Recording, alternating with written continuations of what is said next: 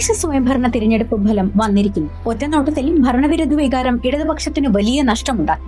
അഴിമതിയും സ്വജനപക്ഷപാതവും അഹങ്കാരവും ധിക്കാരവും ഒരു പീഡന കഥയിൽ ഒതുക്കാൻ കഴിയില്ലെന്നും വികസനം വെറും PR വർക്കും റോഡരികിൽ വയ്ക്കുന്ന ഫ്ലെക്സിലും മാത്രമാകരുത് എന്ന് ജനം വിധി എഴുതി. ഫലമോ കേരളത്തിന്റെ പ്രത്യേക രാഷ്ട്രീയ സാഹചര്യത്തിൽ ഗുണഭോക്താക്കൾ തീർച്ചയായും കോൺഗ്രസ് നേതൃത്വത്തിൽ മത്സരിച്ച UDF തന്നെ. അല്പം വൈകിയെങ്കിലും ആരോപണ വിധേയനായ MLA-ക്കെതിരെ നടപടിയെടുത്തതും ഭരണകക്ഷിക്കെതിരെയുള്ള ശക്തമായ ജനവികാരവും BJP-യെ ഇനിയും ഭയത്തോടെ കാണുന്ന ഒരു വിഭാഗം ജനങ്ങളും ചില തീവ്ര മതവിഭാഗവും കോൺഗ്രസിന് അവർ പോലും പ്രതീക്ഷിക്കാത്ത വിജയം സമ്മാനിച്ചു. മറുവശത്ത് BJP നേതൃത്വം നൽകുന്ന NDA തലസ്ഥാനത്ത് കോർപ്പറേഷൻ ഭരണം പിടിച്ച് ശക്തി തെളിയിച്ചു. കൂടാതെ കൊല്ലത്തും കോഴിക്കോടും കൊച്ചി ഉൾപ്പെടെയുള്ള കോർപ്പറേഷനുകളിലും നിർണായക ശക്തിയായി. തൃപ്പൂണിത്തുറ, പാലക്കാട് തുടങ്ങിയ മുനിസിപ്പാലിറ്റികളിൽ ഭരണം പിടിക്കുകയും ഒരുപാട് സീറ്റുകളിൽ വലിയ മാർജിനിൽ വിജയിക്കുകയും പല സീറ്റുകളിലും രണ്ടാമതെത്തുകയും ചെയ്തു. കേരളത്തെ സംബന്ധിച്ചിടത്തോളം BJP-ക്ക് ഇത് വലിയ മുന്നേറ്റം തന്നെയാണ്.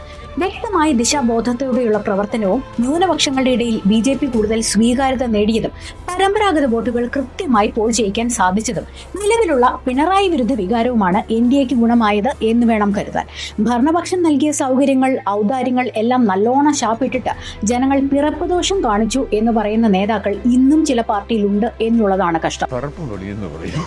നിങ്ങളുടെ അഭിപ്രായങ്ങൾ കമന്റുകളായി രേഖപ്പെടുത്തൂ. കണ്ടന്റ് ഇഷ്ടമായെങ്കിൽ ഫോളോ ചെയ്യും.